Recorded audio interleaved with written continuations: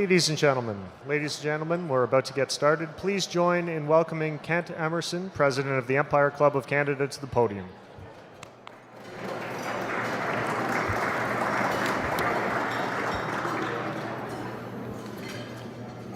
Good afternoon, ladies and gentlemen. From the One King West Hotel in downtown Toronto, welcome to the Empire Club of Canada. For those of you just joining us through either our webcast or podcast, welcome to the meeting. Today we present Canada's top experts in the field of hate and extremism, research to explain the unparalleled growth of hate groups and what Canadians can do about it.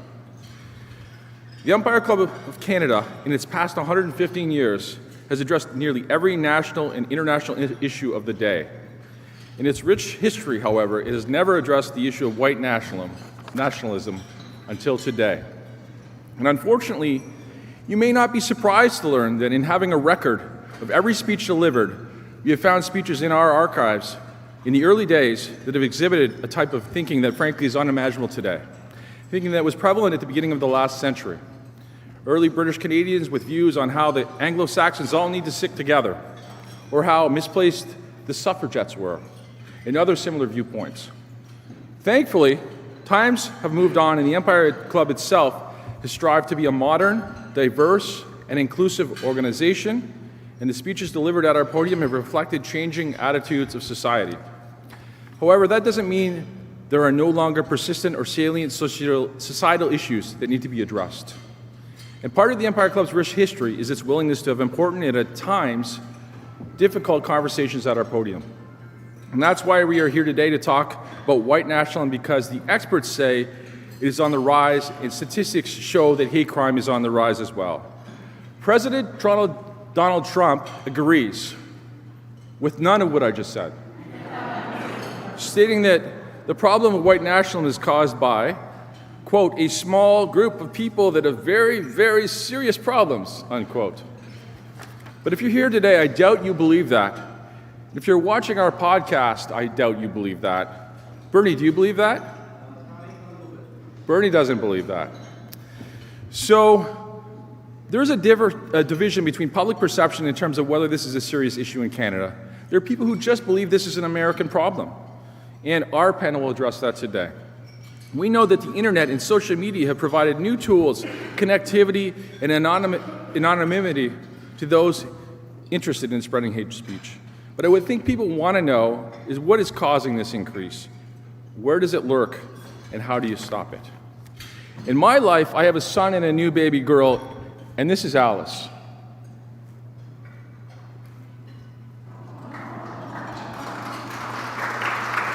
All 6 pounds, 2 ounces of her. She was born just a few weeks ago. And when she is old enough, the conversation I want to be having with her is, Alice, in this world, everyone is treated equally. All you got to do is work hard, and that's your advantage in life. But, it's your ability to work harder. But the reality is the world isn't quite that place. Alice Emerson will not experience the life as a target of certain types of hate. And I didn't experience certain things in my life. And I realized that there are many parents who have had and will have to have more difficult conversations than I will. So in terms of today's introduction, I thought it was more appropriate to turn it over to someone who had relevant experiences, and that is Dr. Mohamad Fakih. Many of you know his story, having purchased a nearly bankrupt restaurant and transformed it into one of the fastest growing restaurant chains in North America. Many of you would also be aware of his dedication to helping others. I've known Dr. Fakih for a little while, and when he wasn't a big shot, he was very interested in saying, how's your family doing? How are things with you? What's going on in your life? And now that he is a big shot, he's saying, how are you doing? How's your family? He's a very lovely man. And he's always taken time for me. And he is a community leader and a citizen, supporting multiple causes and organizations, including the Canadian Cancer Society, Islamic Relief Worldwide, Sick Kids Hospital, Make-A-Wish Foundation, and a whole bunch of others, the UN Refugee Agency in Canada. Both Paramount and Mohamad have donated generously to these charities and other nonprofit organizations. He's also started a nonprofit organization himself called the Fakih Foundation that ensures ensures undeserved communities and at-risk populations are motivated and empowered for entrepreneurship, leadership, diversity, and inclusion. In the past 3 years, he in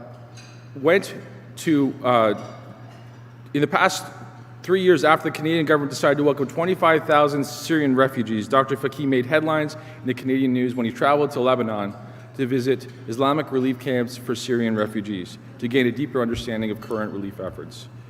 He's won a tremendous amount of awards, and if I listed them all, I'd be here all day. The 2014 Ernst & Young Entrepreneur of the Year Award, the Globe and Mail titled Dr. Fakih with one of Toronto's 16 to watch in 2016. He is named the 50 most influential people in 2017 by Toronto Life, and he got an honorary doctorate from Ryerson in 2018. Dr. Fakih represents the very example of what Canada should want new Canadians to be, the very example of that. And yet he has been exposed to racism, Islamophobia, unfair impediments in traveling across borders, and more. I will leave it to him to experience and to describe his experience and to have the honor of introducing today's panel. Please welcome philanthropist, activist, community leader, founder of the Fakih Foundation, and CEO of Paramount Fine Foods, Dr. Mohamad Fakih.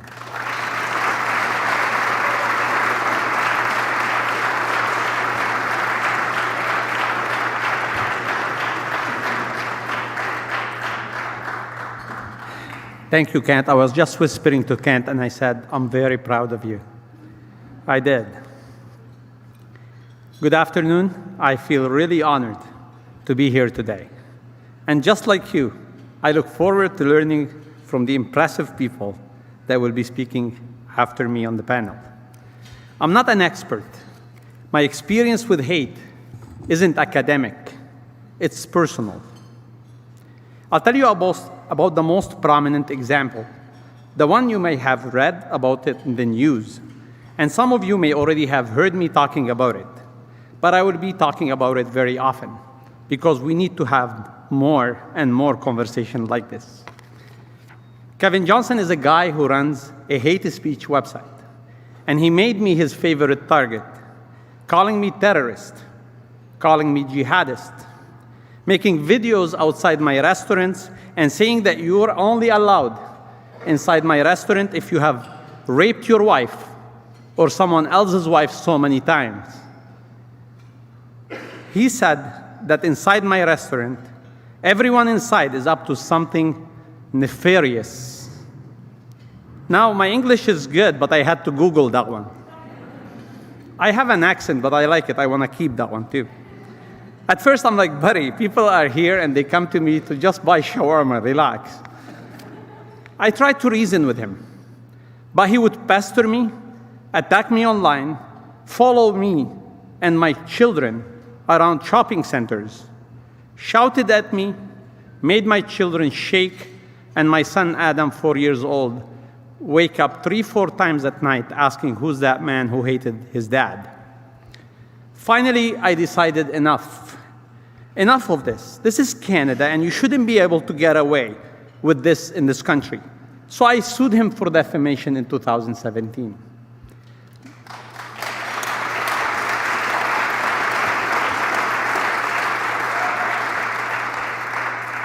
Last month, we had the verdict. The judge agreed with me. She awarded $2.5 million.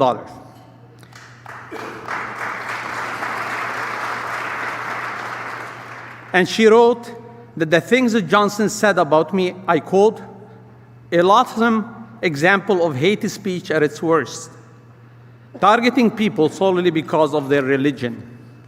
I believe in fighting back, as you know. I think more of us should do that.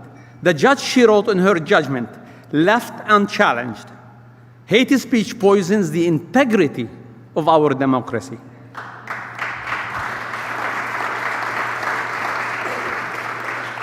There are a lot of reasons why immigrants and minorities don't stand up for themselves. A lot of people call me and tell me, and did call me and say, let it go. You have a lot to lose. And he doesn't have anything to lose. Why do you do it? Why do you get yourself involved? None of them realized that I would have lost myself if I let it go. If I didn't fight back, I would have lost the respect of my family and my children. And most importantly, I wouldn't have realized again and found myself the person I wanted to be.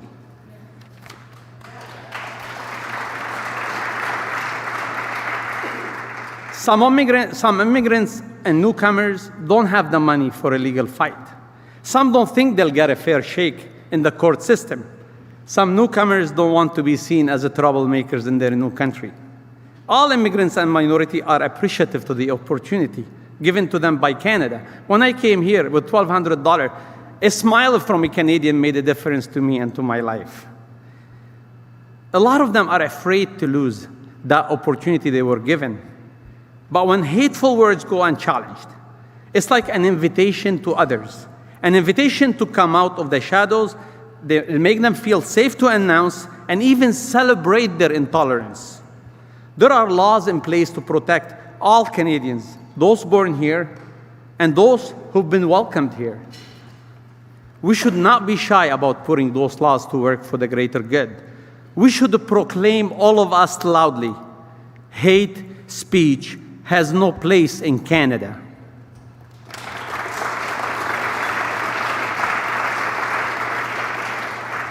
If you speak hateful words, if you engage in hateful actions against anyone, against a Muslim, against a black, against a Jewish, just simply against any Canadian, you will be held accountable, and as per the judge, you will pay $2.5 million. I don't know how much of the judgment I will ever collect. Johnson is not a rich guy, but I will go after him. But no matter how much it is, I will not feed my family with that money. I'm going to use that money to financially support others who seek to protect themselves and our Canadian values against people who engage in hate speech. I would like to use that money to organize more events like this and start a call to action to all of you business leaders, in law firms, quite frankly, all of us together. Talk more about this. Start workshops in all companies and in schools where we actually ask the parents to show up. As well, we should demand more from our political leaders. It's important to keep up the fight, and I will tell you why. The same day that I got the judgment, I couldn't wait to go back home and wait for my kids at 4 o'clock to arrive with the school bus. I wanted to read the decision to them. I wanted to know that I came through with my promise to them. I promised them that that person that scared them in the mall will pay a price. They were happy for me. My wife was happy, but that same night, that person repeated the video of my children in the mall to upset me and to anger my family. He actually made another video and said worse things about me and my family and about my community and just the fact that I'm Muslim. I acted like it's all good. I was smiling because I didn't want my family to lose that celebration moment that they waited for 2 years.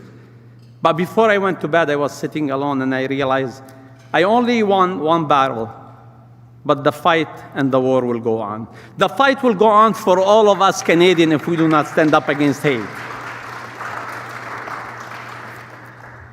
Sometimes when I get upset, I go to my computer, I go to YouTube, and I go start listening and reading the speeches of Martin Luther King. To me, King's words are a reminder that it's not enough to remain silent in the condemnation of hate. To win against hate, we're going to need a loud voice and a firm spine. Some want to divide us, but we need to keep this country warm and welcoming. The hate we hear today, it's a challenge to our way of living, but it's also a chance for our country, an opportunity to stand up for what's right and what's good. In the face of intolerance, we can come together. In the face of hate, we can love. And other countries building wall and clothing themselves to the world, we can open our doors wider. We do not often speak of the Canadian dream. Even when I was a kid in Lebanon, everybody spoke about the American dream. We should often speak about the Canadian dream. What should be our Canadian dream? It should be a dream for us all, not only for ourselves. It should recognize that Canada works best when its people work together in community and respect, when we stand together in good times and bad, when we speak together in opposition to hate and those who try to divide us, and when we join together, all of us together. Like today, there is a table where we partner to put half of it Jewish and the other half are Muslim young people to come to listen to this.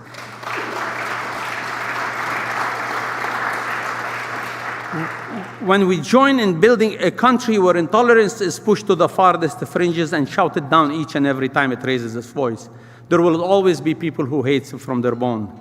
But together, all of us together, we can make them smaller in numbers, smaller in influence, smaller and smaller until they all but disappear.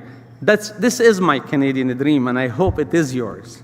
I'd like to take the opportunity to thank Kent and his team, and even One King and the team, that they serve the food, because I'm someone that understands that. But the Empire Club to take the leadership on hosting something like this to talk about anti-hate. Let's all together send a message right here from this place, One King, from the entire Club of Canada, frankly, all of Canada. Let's try to send a message. I'm going to ask you all to join me to stand up. Let's send a message right here from One King that all of us Canadians stand up against hate. Thank you.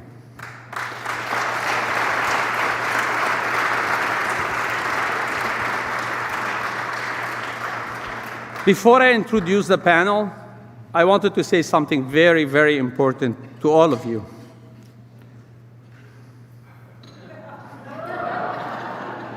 Let's go Raptors.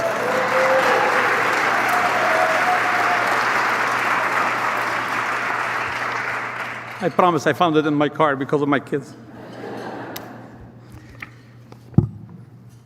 Now I can't wait to introduce the panel. Half of the panel was with me on another panel 3 days ago. We're going to end up repeating ourselves today.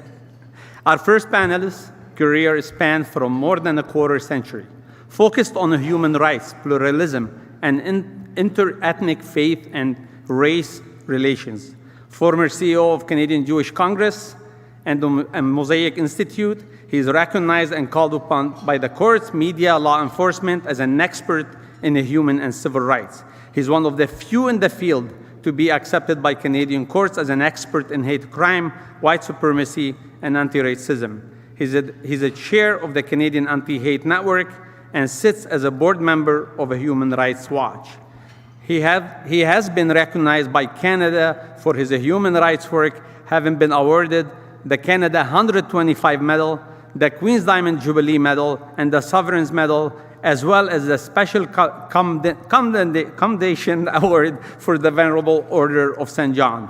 He writes for newspapers and magazines and is a sought-after speaker, appearing regularly on television, radio, and podcast, and proud to call him my friend. Ladies and gentlemen, please welcome and help me welcoming my friend, the chairman of the Anti-Hate Network, Bernie Farber, to the stage.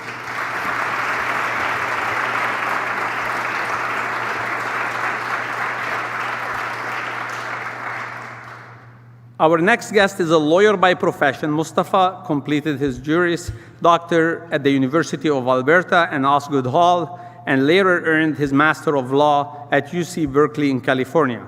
He previously served as a senior political staffer to a provincial cabinet minister, in which role he worked on various legislative and policy initiatives. Mustafa was also a visiting scholar at Osgoode Hall Law School, researching countering violent extremism policy in Canada. His book entitled Law, Politics, and Countering Violent Extremism is forthcoming. He's published writer and commentator in various news media and publication on issues related to Canadian Muslims, human rights and civil liberties, and public policy issues including Islamophobia and national security. Ladies and gentlemen, please welcome Mustafa Farooq, the Executive Director of the National Council of Canadian Muslims, to the stage. Thank you.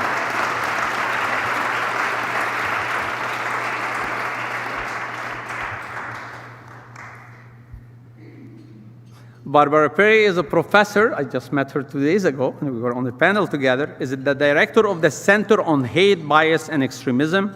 She has written extensively on social justice generally and hate crime specifically. She has published several books spanning both areas, including diversity and inclusion, crime and justice in Canada, and In the Name of Hate, Understanding Hate Crime. She has also published in the area of Native American victimization and social control. Dr. Perry continues to work in the area of hate crime and has begun to make contribution to the limited scholarship on hate crime in Canada. She's regularly called upon by local, national, and international media as an expert on hate crime and the right-wing extremism. Her community work was recognized in 2018 with the Ontario Leading Women Building Communities Award and was recognized in 2019 by the City of Oshawa for her volunteerism. Ladies and gentlemen, please welcome Professor in the Faculty of Social Science at the University of Ontario Institute of Technology, Dr. Barbara Perry.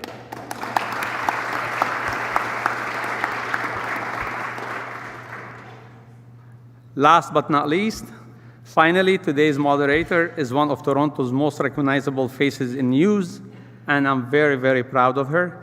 Farah Nasser is an award-winning journalist bringing extensive experience to her role as an anchor on global news at 5:30 and 6. Nasser's status as a trusted journalist with a strong political background, having covered elections at every government level, has earned her the opportunity to moderate key political debates, including the main 2018 Ontario provincial election debate and the only broadcast 2018 Toronto mayoral debate, providing viewers across the GTA much-needed clarity for nearly 2 decades. She was on the ground reporting during major events such as the Toronto van attack, the G20 summit in 2010, and Toronto 18 terror trials. Nasser began her career with Rogers TV before accepting a position with Newstalk 1010, where she worked her way up to a reporting role. When not reporting, and I know that for a fact, on the day's headlines of global news, Nasser's always spending her time volunteering in the community. Ladies and gentlemen, please welcome the news anchor for Global News, Farah Nasser. Thank you.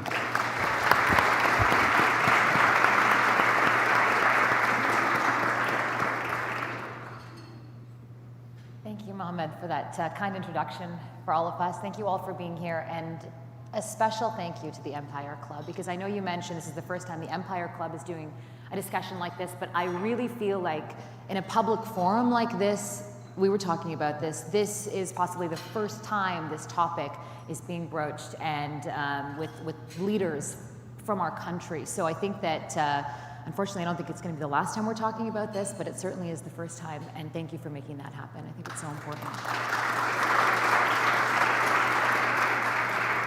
Now, I think we should begin today by talking about the elephant in the room, which is that there are people, possibly in this room, but I know certainly in other rooms, that believe this isn't an issue here, that this is an American problem.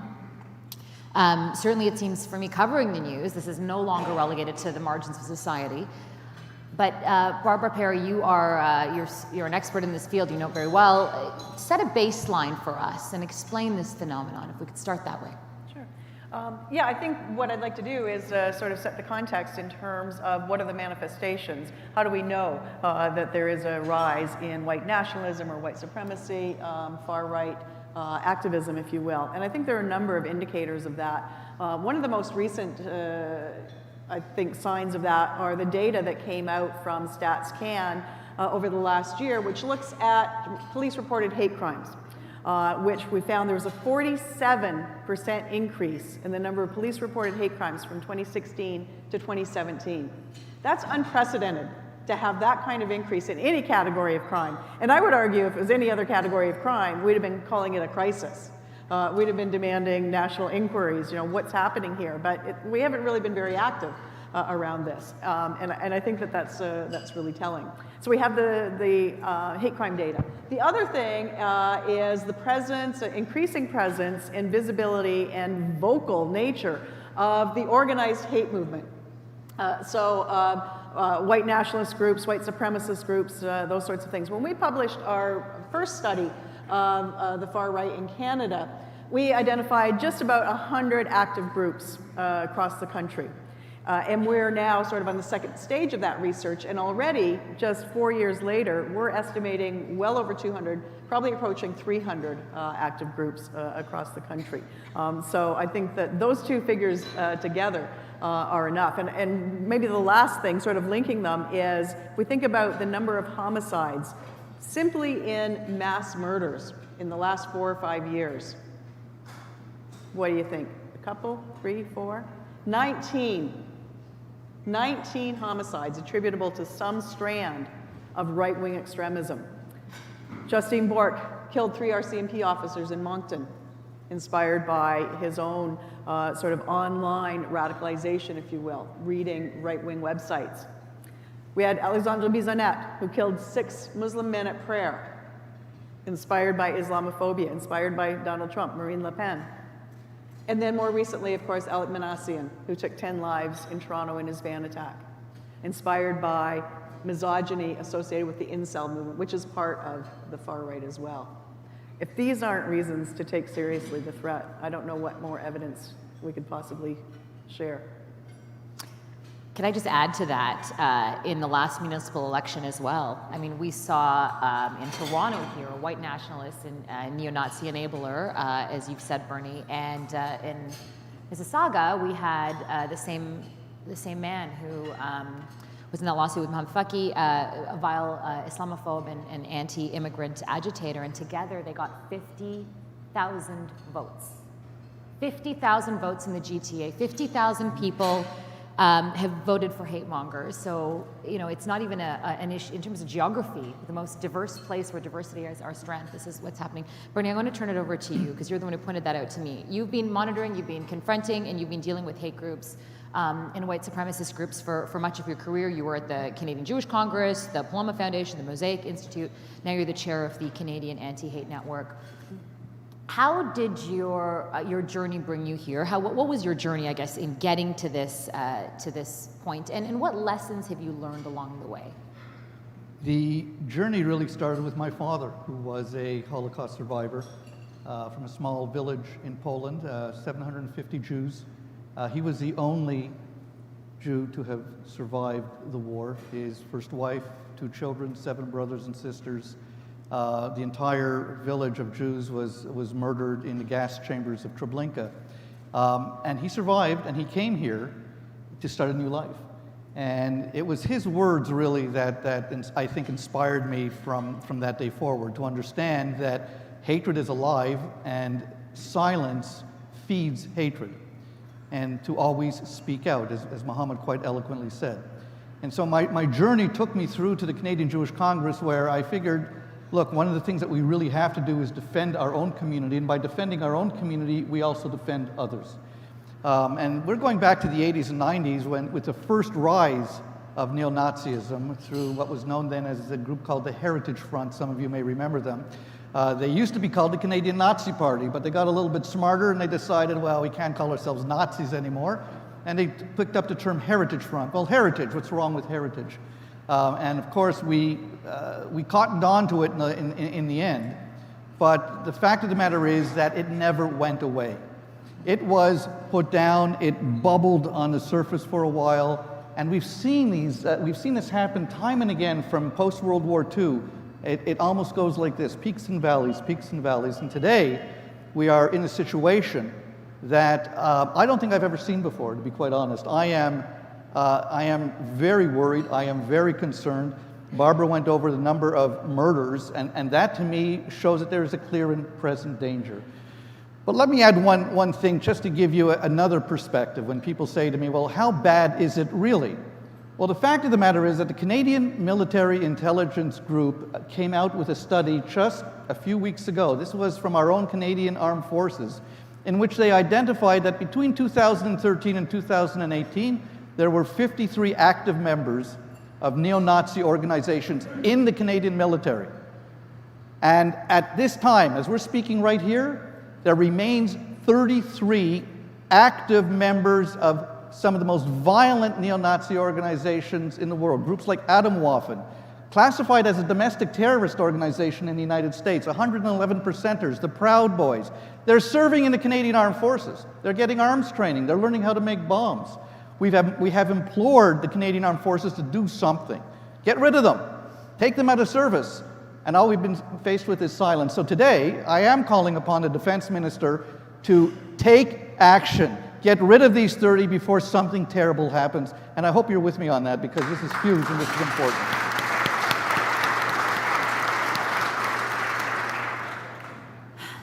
That the government certainly has to answer for that. Absolutely. Yeah.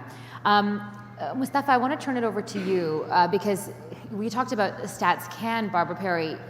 We have never seen in modern history hate crimes against the Muslim community like we have seen in modern history. And these are reported hate crimes, because most hate crimes, remember, are not even reported. Muslim men, women, children targeted with violence, even death. How did we get to this point, and how do we confront this ugly reality, Mustafa? Well, thank you for your question. I think it's important to note that there's still a large amount, and maybe this is the academic within me, there's still a large amount of research that needs to be done to fully account for the rise of the public-facing nature of many of these groups. I think I generally agree with Bernie that this sentiment never went away, but really went underground. To understand how these groups continue to articulate themselves more publicly, to be more active, to organize, to militarize, I think there's a lot more research that's required, and that's something that Dr. Perry has been sort of paving the way forward on. So I think in terms of understanding that, I think we can think about factors like the rise of populist movements to the south and how that's influenced Canadian politics. We can think about a real network of folks who are invested in Islamophobia and other forms of racism and white supremacy across North America and Europe. So there are a number of potential factors. But just to sort of double onto the points raised by Bernie and Barbara already, I think it's so critical to understand that the problem of white supremacy is a problem that's affecting people every single day in their lived realities. And let me put that more precisely. I was on a plane the other day to Quebec, and we got to Edmonton, and we got a call from the Quebec City Mosque, which, as you all know, was the site where the largest attack against any religious minority in Canada took place. During this phone call, we learned that there was an individual who came to the mosque and assaulted one of the mosque goers. While assaulting him, called out, a number of anti-immigrant and Islamophobic sentiments, and asked for everyone to show them their passports. And when we asked the Premier of Quebec to stand up, to stand against a discourse of intolerance, a discourse of division, his response was, what discourse of divide, what discourse of division, and specifically noted that they weren't going to add, necessarily, more police protection for the mosque. Things are fine, and what are we really going to do about racism? It was sort of a shrugging of the shoulders kind of response. And when you have people at the very top sort of shrugging their shoulders in response to this kind of racist, white supremacist violence, that's when things get very concerning for us all across Canada. And it has to be more than lip service, right? Like, let's talk about specifically the tools, and also, do police have the tools that they need? And I'll open up to all three of you. Do police have the tools they need to do their job in enforcement? And also the justice system. I mean, are we doing enough? Are we seeing enough in terms of what we're seeing, cases going through the justice system? We heard Mohamad Fakih's, but what's happening in that realm with authorities, Barbara? Oh. We have very limited legislative tools with which to counter this sort of hate speech and hate crime, in fact. We don't have a standalone piece of legislation that says this is a hate crime. We have sentencing legislation, so if an assault is found to be motivated by bias or prejudice, there might be an opportunity to enhance sentencing, to enhance the sentence after a finding of guilt. It's invoked very rarely. The only other legislation we have is really propaganda legislation, which is kind of around hate speech, and especially sorts of things like Ward News. But between 2010 and 2017, again, I'm going to ask you to guess, how many cases do you think? Hundreds, dozens, thousands? 37. keep in mind, the dramatic increase we've been seeing. The legislation is not enforced. In part, that's because of hesitancy on the part of the Crown, because this is a series of offenses that need to go to the Attorney General for permission to lay charges. It's the only offense in the criminal code. Police aren't well trained in investigative techniques, especially in smaller services in smaller cities. Some of the larger cities like Toronto, York Region, for example, they do have trained personnel, they do have hate crime units, but that is not the norm. So police aren't in a strong position. Crowns aren't well trained in building the cases either. So again, we have very few tools. After Section 13 of the Human Rights Code was eliminated, that left us with no even civil remedies for hate speech, the kind of hate speech that Mohamad was talking about. So we're in pretty dire straits in terms of our ability to confront it legally. And let me just follow up a little bit and give you the example. Barbara mentioned Your Ward News. How many people remember the case of Your Ward News? This was the rag that was distributed here in Toronto and Oshawa and other places that was probably a prescription, if you will, for what hate crime is. You open that newspaper and you thought, this is the most hateful thing I've ever seen. It was reported by me and a couple of other people in 2010 to Toronto Police. The case just finished about 3 months ago. Now, the man was found guilty, Mr. Sears was found guilty, and he will be sentenced in the next couple of weeks. But it took close to 7 years to move from investigation to settlement. I don't think a homicide takes that long. So keep this in mind. There's also a lot of angst over the whole issue of free speech versus hate speech. The Section 319 makes it a criminally indictable offense to knowingly and willfully promote hatred against a group identified by race, creed, color, nationality, sexual orientation. And as Barbara said, in order to lay that charge, there's an extra level of protection in that you need the Attorney General's permission to do so. And so very often these charges are not laid because, quite frankly, police just can't be bothered by that. They don't get it. Now, Barbara kindly said that there were a few metropolitan police forces that still have hate units. The truth of the matter is there used to be many police forces that had hate units right across Canada. They've all been eliminated. What they do now is they assign 2 or 3 individuals within the intelligence unit that when a hate crime comes along, they get to investigate it. So it's not the same as having a specialized group of people who have been specifically trained to deal with this. And now, at a time when the rise in hate crimes is so monumental, but more than that, when it's turned, during my time at Canadian Jewish Congress, we were dealing with swastikas painted on synagogue walls and slogans, terribly written slogans, damn Jews, whatever you want. They were hateful, disgusting words. But today it's moved from hateful, disgusting words to violence and murder. Violence and murder. And 50,000 people in the greater Toronto area thought it was quite all right to put an X beside the name of a neo-Nazi enabler to be mayor of their city. Think about that for a moment. 50,000. Doesn't amount to a hill of beans when you're talking about 2.5 million people in Toronto. But to me, it amounts to a hill of beans. Why? Because it only takes really one person. It just takes one. So of those 50,000 people, how many of them are really active? I don't know. Even if you say 1,000 of them are really active, or 100 are really active. One person in the United States in 1995, Timothy McVeigh, planted a bomb at the Alfred P. Murrah building in Oklahoma City, where 168 people, 19 children, were murdered. One person. Think about that. So many points to pick up on that, but I want to, Barbara, I'm curious from you, because you've studied this, how do words become action? How does that happen? Because, and we should probably, I wanted to have a bigger conversation, maybe this is the right time to talk about it, is social media. That is such a big part of this, right? We know that Facebook and also YouTube are limiting access to white supremacists, but are they serious about this? And is this actually doable? How do you police that? Yeah, social media is, I think, one of the greatest enablers of the movement right now.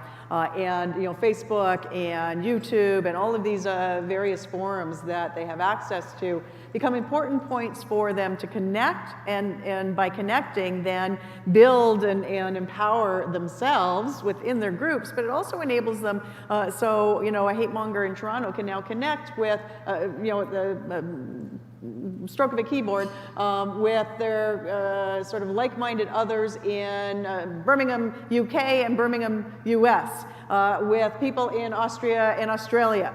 And so it also creates this broader national network, so a collective national identity, global identity around white nationalism, white supremacy, that empowers them even more. So the very access to that, it sort of increases their sense of strength and empowerment. It increases their capacity to recruit through just their words, through their music, through their games, through whatever sorts of electronic media that might be associated with them. It also then, I think, affects the communities that are targeted because they're also aware of those narratives. And so I think in some respects, it empowers the groups, it disempowers targeted communities as well. So a very dangerous locus for the concentration. And it is also one of the things that contributes to the violence. I mean, so many of the mass murders that we've seen associated with the far right, Christchurch, for example, Pittsburgh, even in Quebec City, and certainly Manasseh in Toronto, all have made reference to what they learned online, the kinds of engagements that they've had online, the narratives that they've adopted from some of these far-right websites. So there is a straight line to be drawn in many cases. Mustafa and then Bernie, what do you want to see social media sites do? So I think we were recently at the Justice Committee making a number of recommendations around countering online hate. And I think Dr. Perry pointed to how, for example, in Justice Huot's decision on Alexander Bissonnette, in paragraphs 9 through 12 of the decision, the justice talks about how Alexander Bissonnette was, consulting #MuslimBan on Twitter. He was on YouTube. He was on Facebook. So it's not, a particular social media company. This is a wide whole of society approach to combating this online hate issue. In fact, if you go onto various, neo-Nazi websites, you'll find my name, and you probably will find Bernie Farber's name as potential targets. They like us. They like us. Yeah. They like us. We're part of their fan club. So it's important to think about how we're going to combat that from a whole of society perspective. We're specifically calling on the federal government to begin a parliamentary study for how to regulate social media companies. While we recognize that things like the Digital Charter and the Christchurch Declaration are important first steps, they remain aspirational and they haven't yet resulted in real concrete regulation. We're looking for a parliamentary study that will specifically bring together the best minds, folks who are thinking about civil liberties, folks who are thinking about the protection of people who understand the internet, people who understand how complicated this web is, to weigh in and provide concrete recommendations for the government to build really robust but balanced regulation around this. And I also just, before going forward, I also want to note that it's really easy for us to be like, oh, this stuff happens online and it's sort of limited to this sort of online scope. In Alberta, which is obviously my home province, there is a group called the 3%ers, which Dr. Perry has written on extensively. And this group, literally, as we're speaking, they get together and do meetings and do live ammo trainings for practicing going into mosques with, semi-automatic rifles. They prepare bombs. They, get together and talk about their hatred of Muslims. Their chapter president said that the only good Muslim is a dead Muslim. And recently, affiliates of of the 3%er organization called the Canadian Infidels scoped out one of my hometown mosques, the Ar-Rashid Mosque, with one of their folks, who I won't say his name, entering the mosque and doing a video recording to scope out the mosque, in a very palpable, terrifying sense. So not only do we have to think about immediate changes to the way we deal with online regulation, we have to think about how is it acceptable that a group is actively militarizing, actively espousing an ideology that commands for the murder of a segment of our population, and we're not doing anything about it. I can tell you that if those same people looked like me and were training in the forests of Alberta with automatic rifles, I think we'd be doing something about it. And it's incumbent that we take an immediate step, an immediate stance to stop these folks. Let me just take this one step further. Mustafa spoke about the 3%ers. I mentioned the problem in our Canadian military. Those same 3%ers are part of the 33 individuals who are presently getting trained by the Canadian military. They don't have to hide in the forests of Alberta. They're getting the training within the Canadian military. Now, can you imagine for a moment if these 33 people, instead of being white supremacists, that the report was that there were 33 members of ISIS getting trained in the Canadian military?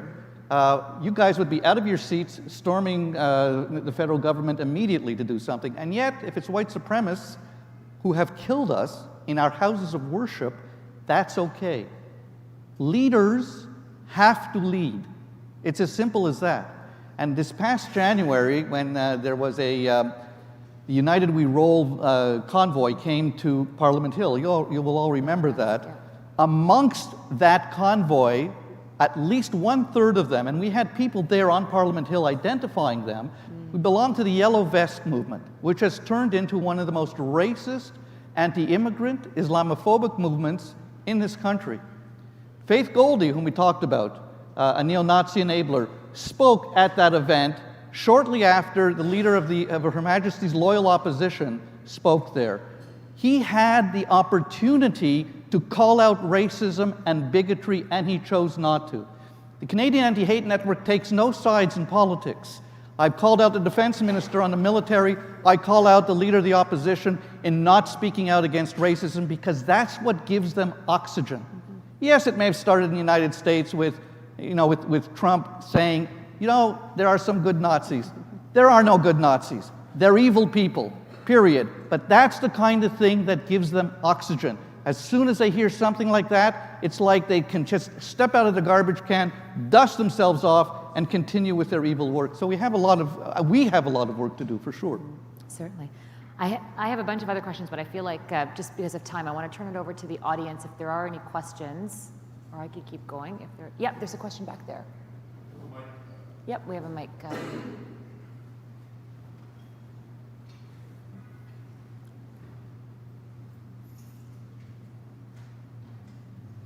In America, there's a well-known phrase, make America great again. I think we can emulate that, leaving out the word make and again. Canada is a great country, and organizations like Empire Club have got the fortitude and the wisdom to gathering a group of well-respected, honest, decent people to explain to us all that we're not quite perfect, but we've got a direction to go. All of you speakers, I think, suffered, especially Bernie, that can sympathize and understand discrimination and bigotry. My question is, in the long term, we cannot change the past. We're in the present. In the long term, will the younger generation perhaps have less biased views inherited from previous generations, Second World War, Nazis, or whatever, that this young country can really flourish? Can we identify, as you've done in your speeches, the cancer? And can the younger generation adopt a well-balanced view of the growth of Canada? Well, that's an excellent question. I have great hope in the young people of Canada. In the last federal election, when there was a turn towards Islamophobia, Canadians, and a lot of young Canadians, turned against that. And I think that's something to recognize. However, let's be clear. The Nazis of the 1980s and 1990s are not the Nazis of 2019. They are not skinheads on the streets getting into fights. They're in universities. They're in colleges. They're in businesses. They're in law firms. They're in government. They're all over the place. And if you take a look at them today, they're wearing suits and ties, nice trimmed beards, and they're finding ways into young people's consciousness. And we have to find a way to battle that. And the only way to battle that, well, you have your parents on the one hand, but where are kids spending most of their time? In school. In school. And that's where the education really has to begin. As young as in kindergarten, right through high school and right through university. And if we don't get that information out to them as part of the educational process, I fear for the future. And I think that, to add to that, I think the educational process and what needs to be included in that is not just, you know, the diversity education and the anti-oppressive training that they claim that they're getting now. Anyway, it's not quite clear that that's really happening in the schools. But in addition to that, they also need critical digital literacy skills. This is one of the issues, and not just youth. I would argue even adults need that because there's so much, not just misinformation, but disinformation in the media now, social media in particular. And we don't all necessarily have that, maybe the will or the capacity to unpack that disinformation, to do our own fact checking. And so I think it's important that, you know, with this next generation, well, we've got the opportunity, we've got that captive audience in the schools, that's the time to teach them how to be critical about what they read on social media, how to deconstruct the mythologies that are so common, those narratives of Islamophobia and racism and anti-Indigenous sentiment and misogyny and all of those other things.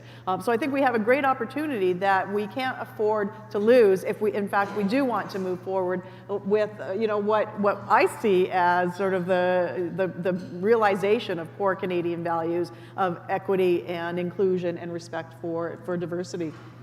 That's such a good point about media literacy. I completely agree. Any other? I think back there we have a question, and then up here.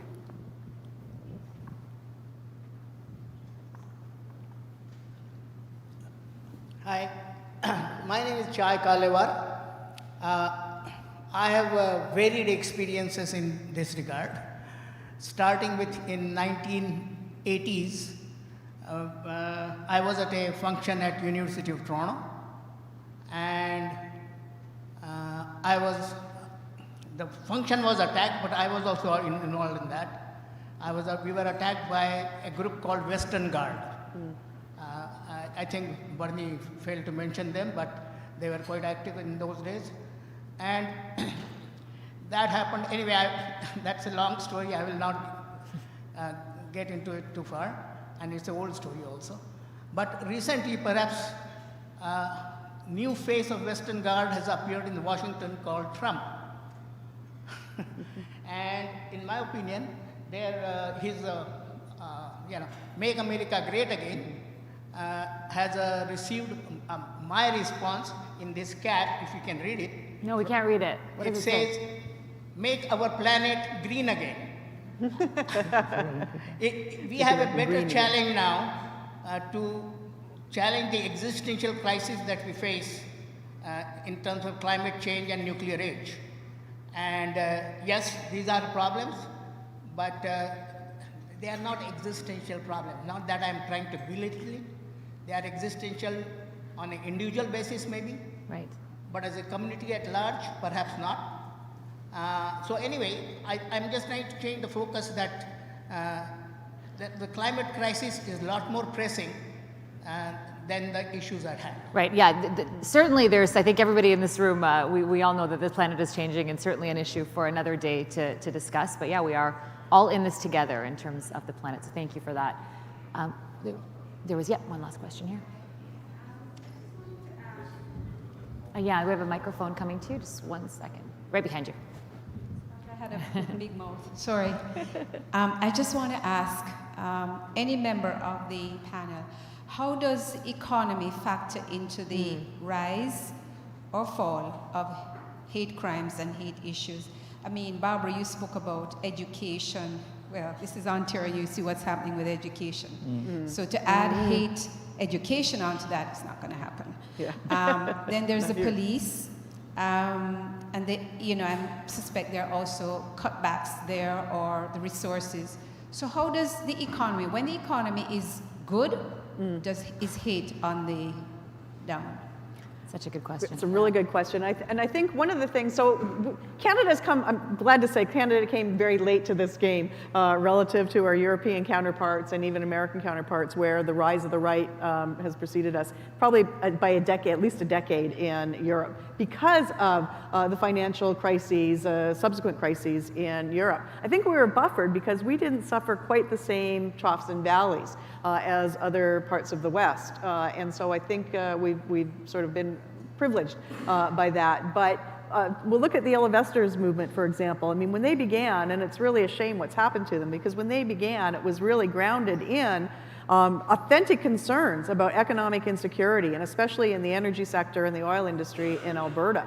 And so, you know, economic uncertainty can play a role. And that's been since, as you suggested, has been sort of hijacked and co-opted by the far right, because it's, you know, it's a great legitimate set of concerns to then graft on the racism as a means of scapegoating. Who's responsible for all of those problems? You know, it's multiculturalism policies, it's globalization, it's all of those bugaboos associated with the far right narratives. So economic cycles can have an impact. Mustafa. Yeah, and I agree with Dr. Perry that they certainly, and looking at the sociological conditions that lead to white supremacy is important and it's critical, but we also have to recognize that affluent folks can be super racist too. And our folks who are indigenous, our folks who identify as black, our folks who have experienced that for years, not accounting for economic dips and cycles, can tell you that very clearly. So I think we have to be cognizant of the fact that just looking at sociological indicators doesn't alleviate us from the personal moral responsibility of standing up against racism, of standing up against white supremacy whenever we see it.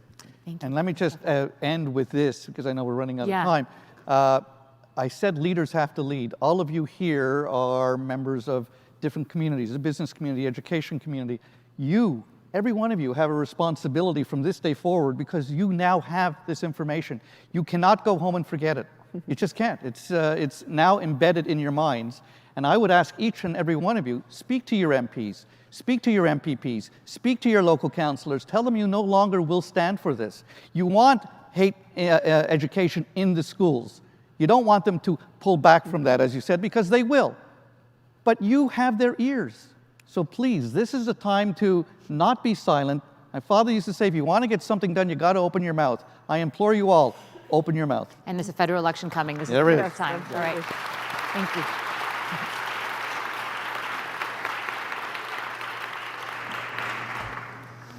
To deliver the appreciation remarks today, we have our board member of the Empire Club of Canada, MJ Perry.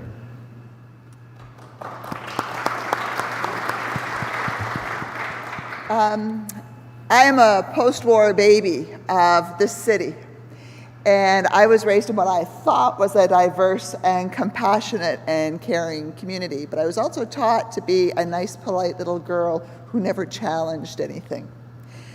I want to thank all of you, Dr. Fakih, for sharing your story, Ms. Nasser, Mr. Farber, Mr. Farooq, and Dr. Perry, for showing us that it's okay to be a little rude sometimes when it's courageous, and to point out those things that we need to change. Thank you for being patient with us to tell us how, and thank you for giving us ideas to go forward and do. And I'd like to quote Mr. Fakih when he said, "Hate speech destroys the integrity of our democracy." Thank you all.